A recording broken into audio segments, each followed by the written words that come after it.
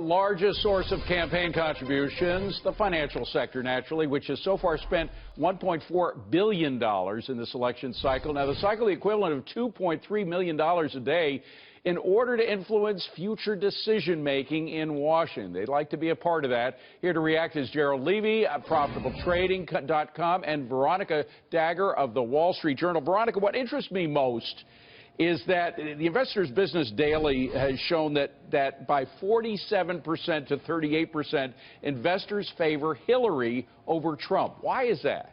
Well, Hillary is a known quantity, and if there's one thing that Wall Street and investors like is a known quantity. They want to know how someone's going to react, what their policies are likely to be, how they're going to treat Wall Street and the banking sector. With Hillary, they know that. She's been around for a while. She's tested. They understand where she's coming from. Trump, maybe not so much. So we'd rather have somebody, even if we don't agree with her, at least we know what she's going to do. We can figure out how to work around it. Jared, there's also the Fed.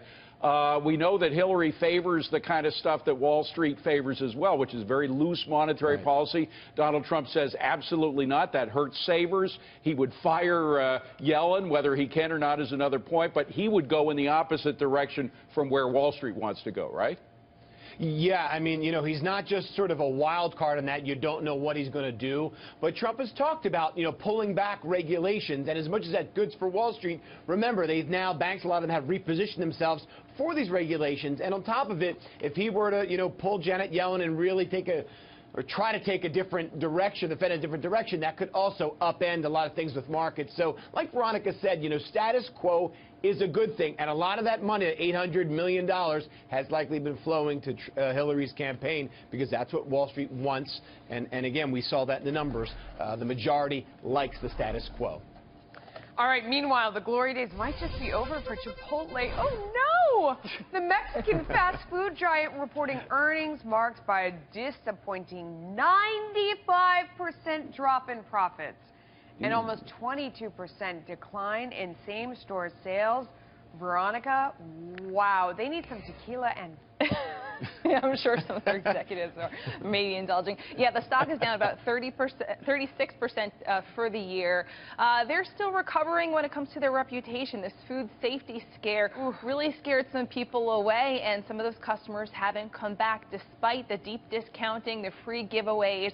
You got to find a way to get the millennials back in the store, get them excited about the brand again. Maybe it's using the drones to drop the burritos or whatever you need to do. Jared, I mean, you should give like a nice shot of tequila or a beer away when you get out. I mean, seriously, though, do you think that there's an opportunity? So stock's getting hammered. It looks like they're done. What do you think? Is it possibly an opportunity, or is that kooky talk, as they say on Wall Street? No. Put down the burritos, right? Yeah. All right, so full disclosure, I've been short CMG here. We took profits after the earnings report. Here's the deal. It's not like all of a sudden the millions of people that have left Chipotle are going to wake up one day and be like, oh, I need to reincorporate Chipotle burritos into my daily routine. It doesn't work that way. No. They've already adjusted their diet. And you know what? The fact that Chipotle is giving away millions and millions in food, it doesn't bring people back. And there's a lot more competition. You want to eat something, believe it or not, look at Darden restaurants. If you want to buy a restaurant stock that's interesting, Olive Garden, Darden, I know I'm parlaying, but in full disclosure, I'm recommending it, but I like their story here a lot better than CMG. Okay.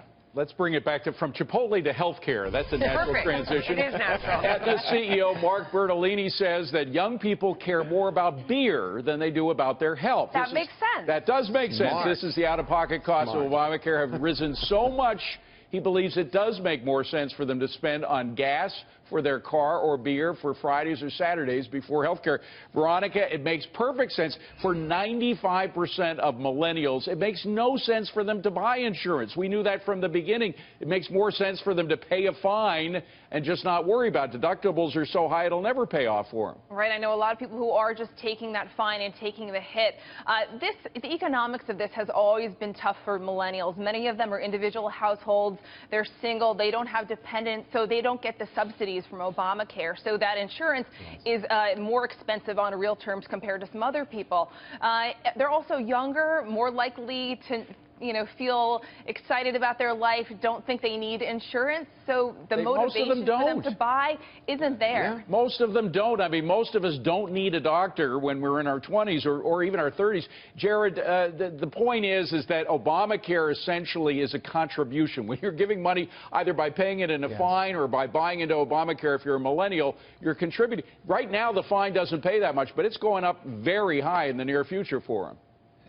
It's going to, and that's what's going to make things really ugly. Right now, for me, for instance, I'm basically 40 years old. It's about $550 a month for my insurance, and that's about a $6,000 deductible. So in essence, I'm paying $15,000 a year for nothing. I might as well take a vacation to Mexico a couple times a year, get free medication down there, and enjoy my day on the beach. So it doesn't make sense. It's just a contribution. Guys, thank you very much.